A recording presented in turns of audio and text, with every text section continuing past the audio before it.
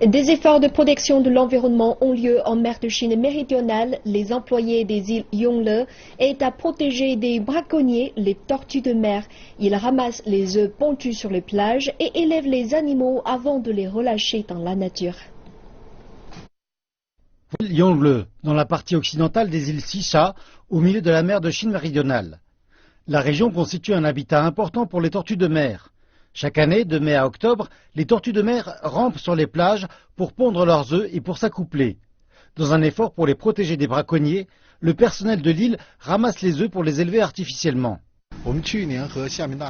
Aux côtés du personnel de l'université de Xiamen, nous avons mis en place l'an dernier un programme de recherche pour les tortues de mer en mer de Chine méridionale. Nous envisageons de remettre à la mer les tortues adultes. Ces petites créatures sont des tortues vertes. Elles ont tout juste 3 mois. Elles sont appelées vertes parce qu'elles mangent toujours des algues et par conséquent ont beaucoup de chlorophylle dans leur organisme.